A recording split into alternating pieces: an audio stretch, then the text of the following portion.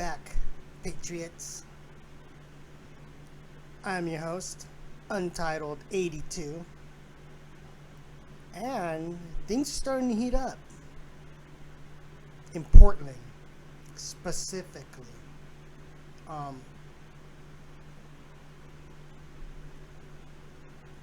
People are standing up to these rioters now. Not in a violent way, but in a get off the streets kind of way. Because now we got some video here from Andy No, and you'll see what I'm talking about.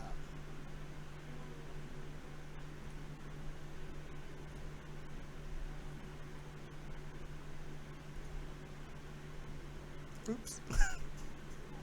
Wrong screen again.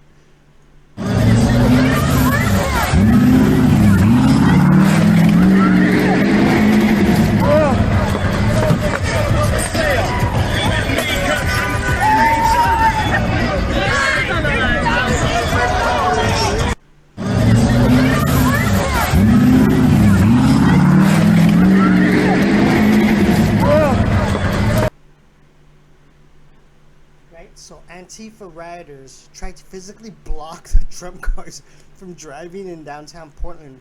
They get maced instead of run over.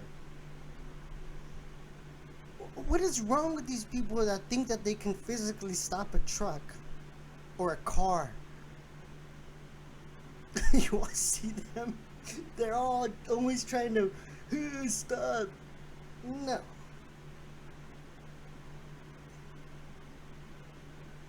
I think this is the perfect way to get rid of these people. You don't have to shoot them. You just mace the crap out of them. Right? Makes sense to me. I don't know. And then there was another one by... gosh, I should have had this one pulled up.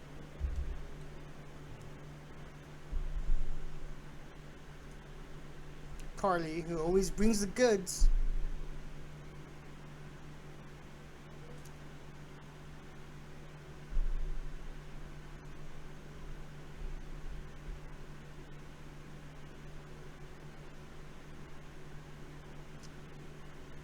Black Lives Matter's snack vans from Portland and DC just got arrested.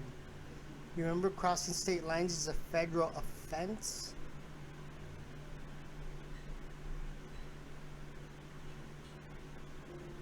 I think they just pulled the driver from the BLM van. Oh, come on, let me get that up. Let me get that up. I swear on this feed, it just looked to me like they pulled the driver out of this. Oh, this isn't an updated one. Hold on. Stop it. Let's stop snack van from moving. I swear they just pulled the driver out of the van. They just cut the snack van off from moving. Yeah, they literally just cut the snack van off. They forced them out. And they started pushing us back so I couldn't even get it. They must be listening. Yeah. They got all the snack vans. You got one there, and then the U-Haul too.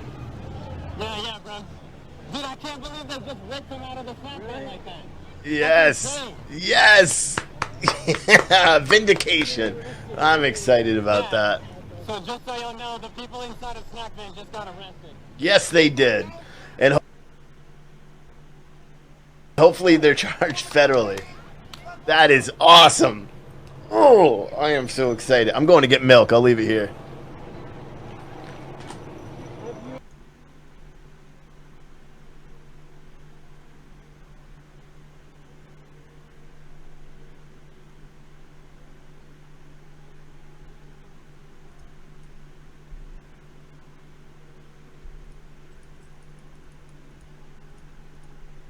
What happened?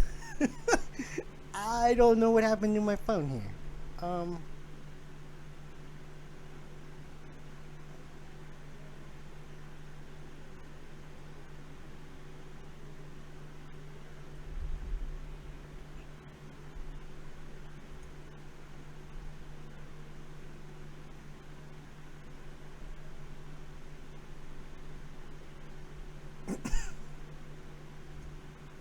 Okay, I don't know what happened to my phone.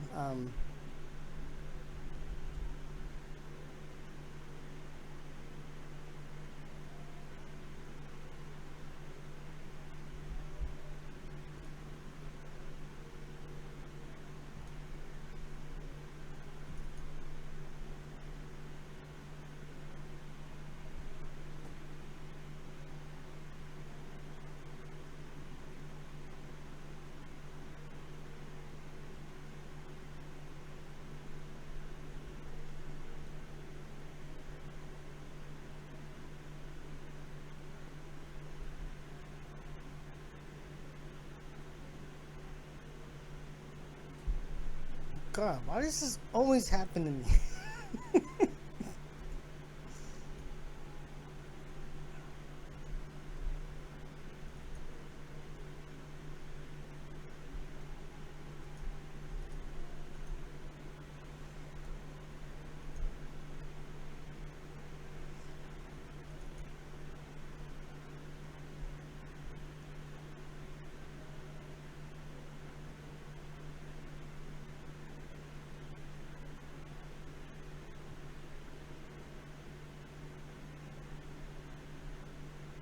What the heck, dude?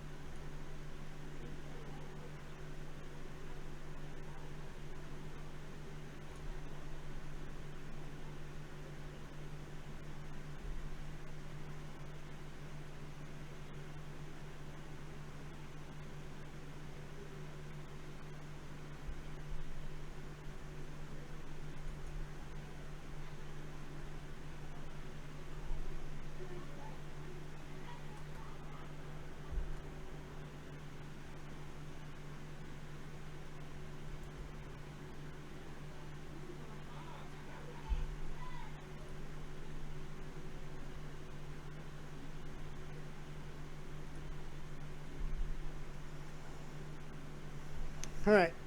I don't know. I think it was my internet on my phone just disconnected, and then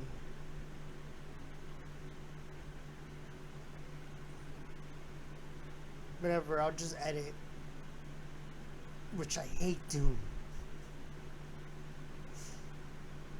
I like doing it one time only. I don't like to go back and edit things, dude. Like, that's just not how I roll.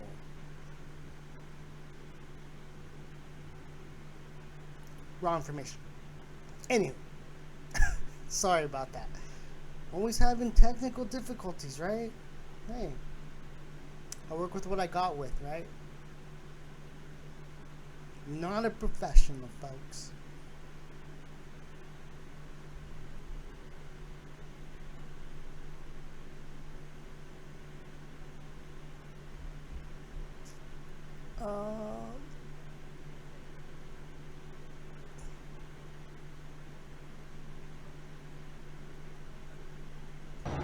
I swear on this feed. Okay, yeah. So you guys already saw that. Yeah, this is the one I wanted to show.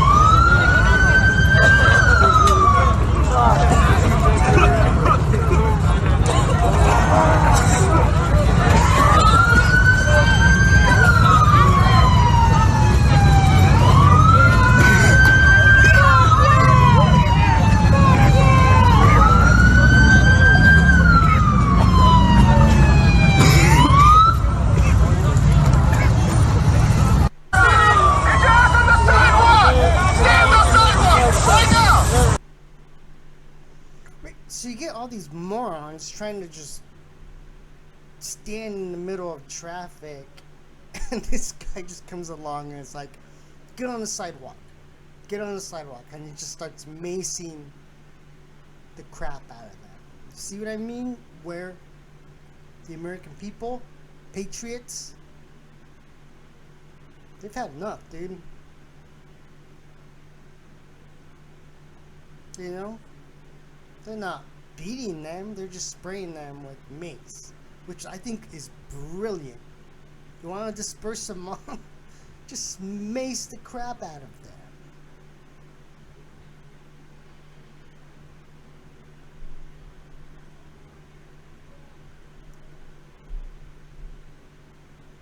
Right, it's like, hey man, what if this person needs to get to work and you're just in his way blocking the street? You're like, hey man, I have to actually be at work. So what a perfect way to disperse these people is just mace the scheisse out of them, right? I still said a bad word, just in German. I'm not German, I just like that word, scheisse.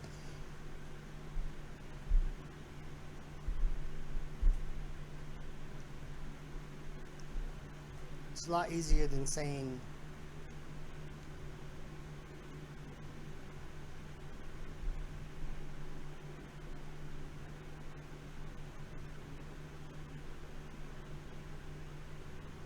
let's see what else we got.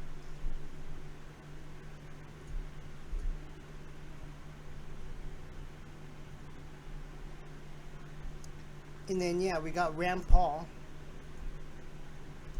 Oops.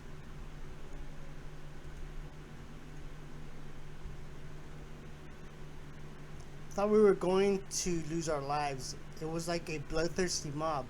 Kelly Paul and violent leftist mob attack after RNC video. So Rand Paul, after the RNC, convention, was just trying to get to his hotel room, and was mobbed.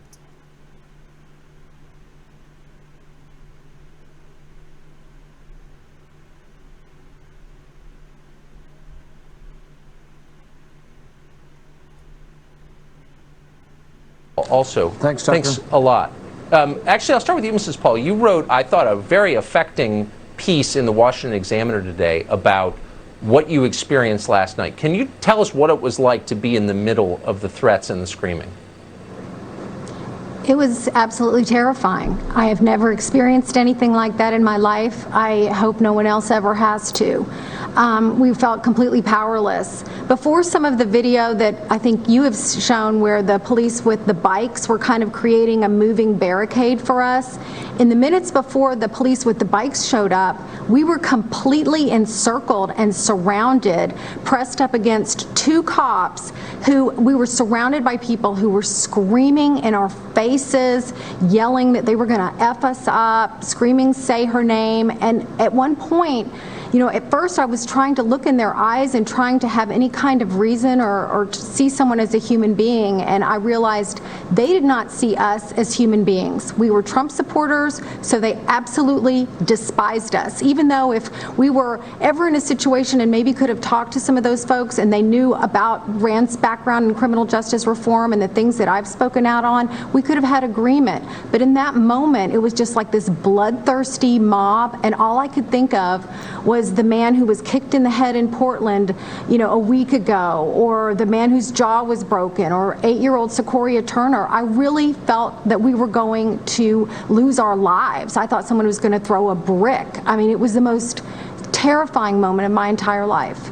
So given that, let me just ask quickly to you a follow-up, Mrs. Paul. Given that, the experience that you had, you just described it so vividly, what do you make of the news coverage of it? I've seen a couple of different accounts today that suggest it was not a big deal at all, that you're complaining for political reasons. NPR tonight described it as a peaceful protest. What do you make of that? I'm furious. I am furious. I'm furious that Biden and Kamala Harris are not denouncing this. You tell me, if you are surrounded by a mob that will not let you move, that is screaming in your face, that is holding you completely hostage, and you cannot walk to your hotel and you are on a dark street, you tell me that's not violence. You tell me that is not an attack. That's right. There were times, Tucker, when they sorry, go ahead, Senator. It happened incredibly quickly. You know, it's nearly 1 in the morning. We have 2 blocks. We think we can make it 2 blocks. It looks clear. We make it 1 block, and right about the time we see these policemen, we go up. Just as we approach the policeman, the mob turns the corner, and they say, "We've got him. We've got Rand Paul. We've got him trapped." 30 people descend on us, but then 30 became 60, became 90, became 120, and it swelled. And we were in a pocket of Kelly and I and the 2 officers all touching each other in a very small pocket. They're completely surrounding us. They are pushing us. They are threatening to kill us, and they're yelling and screaming. Closer and closer and to the I point thought where we were going to be overrun. And so I looked to the policeman and I yelled in his ear. I said, "They know who I am. I'm in Congress." I don't think the policeman did know I was in Congress. And I said, "They know you need to call for reinforcement." And he's calling for reinforcement. But even though there were thousands of policemen, it seemed like forever to come. And we were there, but it was the pitch and the tenor of this is the invective. Everything is getting louder and louder and louder. And I thought they were going to be overrun. I mean, these police were brave, but there were 2 of them at first versus 120 people. If someone falls to the ground, that's when the mob becomes kicking and stomping people, and you're done for. But they came up. They were incredibly brave. The president has said this, and I'll say it again. They deserve our thanks, our praise. They deserve a medal, and I'll be there in the White House when the president gives them a medal for what they did, because I truly believe we would have been killed. The left says, "Oh, well, you weren't killed, so you weren't threatened." No, the police saved our lives because these thugs would have killed us. They would have stomped us and killed us. And these people don't live in D.C. either. There's evidence that's coming out that these people were paid and that they came to town at someone else's behest. So why are we putting up with this? Why are we, I mean, this is the most heavily fortified city in the United States. It's the seat of our federal government. They don't own these streets. Most of them are even from there. Why have we tolerated this crap for 3 months? I'm serious. We don't need to put up with this. Why are we? Well, look at where the problems are. Portland, Minneapolis, Washington, D.C., Chicago, and New York. What do they all have in common? Democrat mayors. Not just this time around, Democrat mayors for 50 years. And the thing is, the president put it very well in his speech last night. He said, if you want the country to be Portland, if you want the country to be on fire, put somebody in the White House who doesn't care about whether we have police or not. The police are brave and they are protecting us. Are there for reforms? You know me, Tucker. I'm for a lot of reforms for the police. I am for reforming them, but I never let myself forget that 99% of them or more are good people. They live amongst us. They go to our church. We see them in the grocery store. And if we want to make it out that they're all bad people, it's the same misnomer or the misrepresentation that they're saying, oh, all white people are racist. we actually have less racism and prejudice than we've ever had in my lifetime. Of course. We have been going in the right direction for so long. You look at corporate America, you look at universities, you look at intermarriage, you look at church integration. We have been going in the right direction, but now they're telling you that the world hates you and you might as well just break windows and take stuff instead of going to college and succeeding. It just boggles my mind where we're going, Well, it but the does. violence has to stop. Like,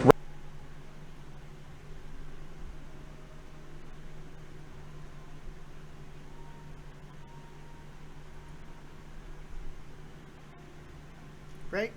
What is going on?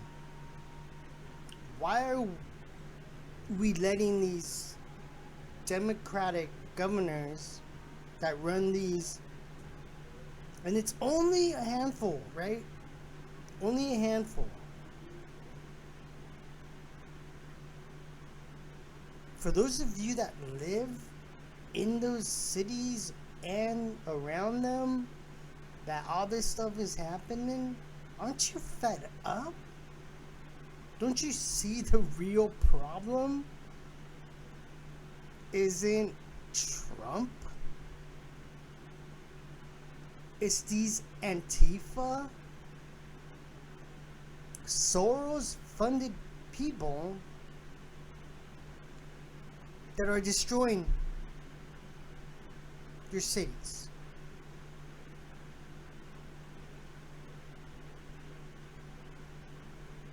BLM isn't even a freaking movement, dude. It's a joke.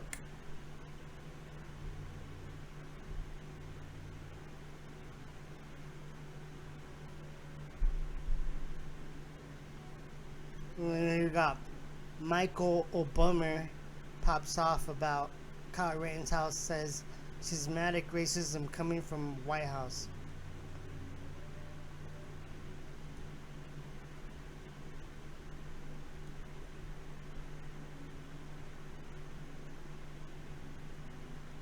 Nobody cares what you think, Michael. Nobody cares. Because Michael and I,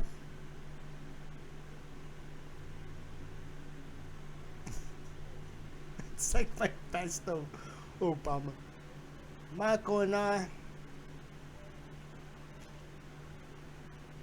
well, she is a very elegant woman.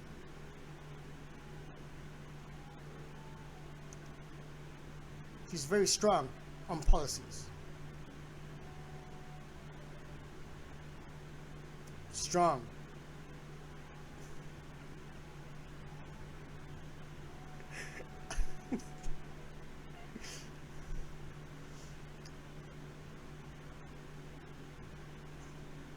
That was just my Obama impression.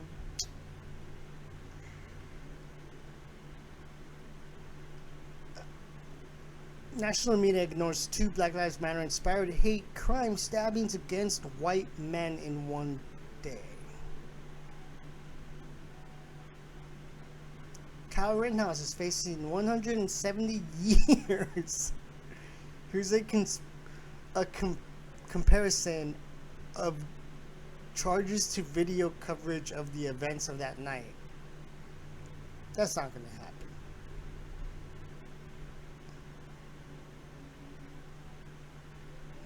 Oh yeah, this one was a good one. Hold on.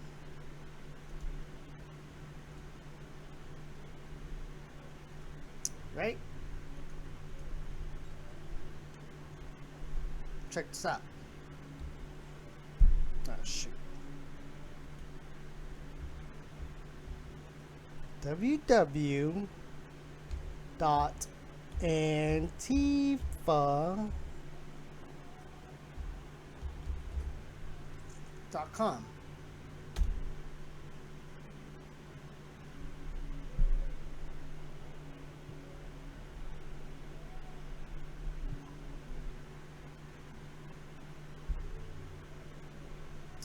And then let's show you.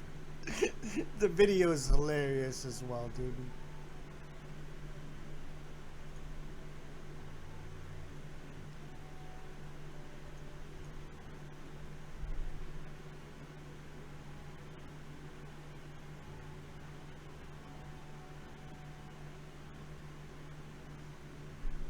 I guess there's no audio.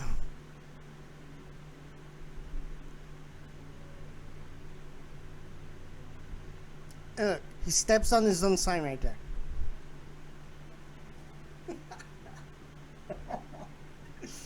Oi.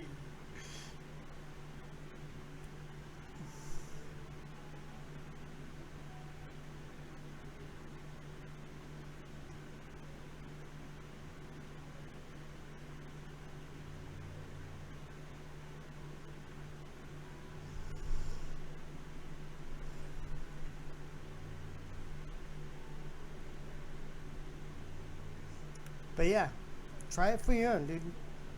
Just type in www.antifa.com. You get straight directed to Biden.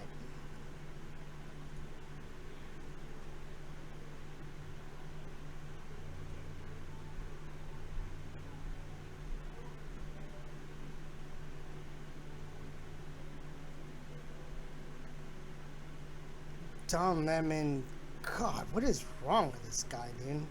Now urging Joe Biden to give a speech addressing political violence.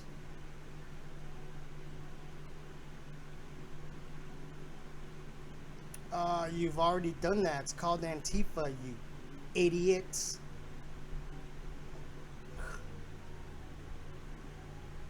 Kyle Rittenhouse was working as a lifeguard in Kenosha the day of the shooting. Went to clean vandalism at school after work.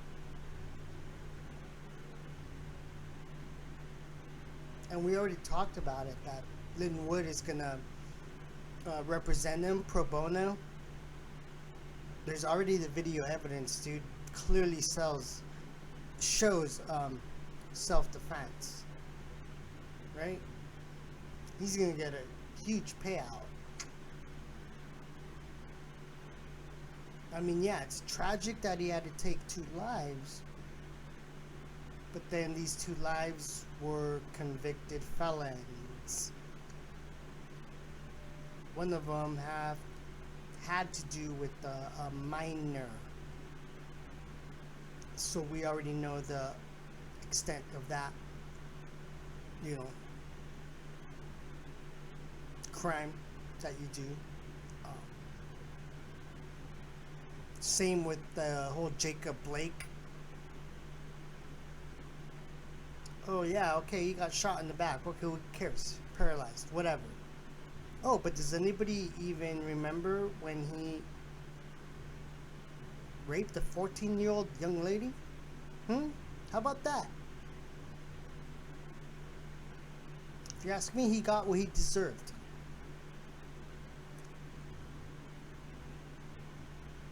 And don't forget, he was resisting arrest. What is that gonna lead to? Police are gonna use their force, which is legal, but the mainstream media ain't gonna tell you any of this stuff, right? I have to sit here and make videos, not that anybody watches them, but I'm just sharing real news because I'm sick and tired of 4 years ago watching it on TV. All the stuff that I was watching was just not real, fake. Mockingbird, mainstream media, fake news. So it's up to us to inform the public.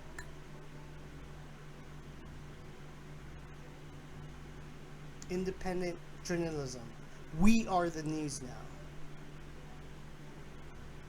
You know? Spread those memes. Spread the information on your favorite social media. This is how I do it. And I'm on Facebook.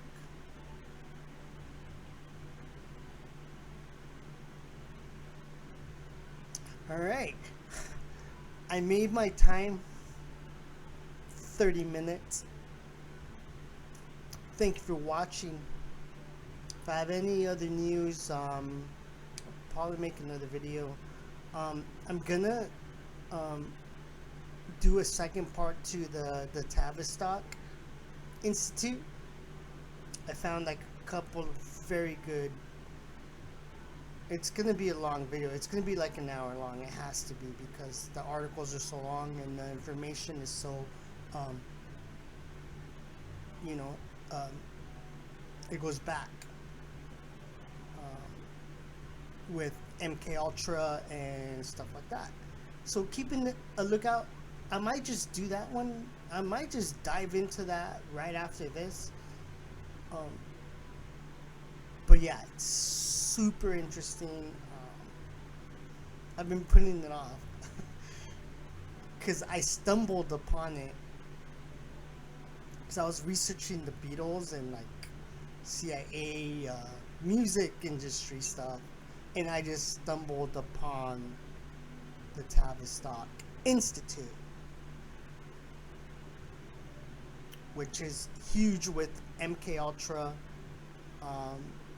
Just the manipulation of people's minds, and you can pretty much say that it's like commercials. Like, why do they give us commercials? To kind of manipulate our minds, right?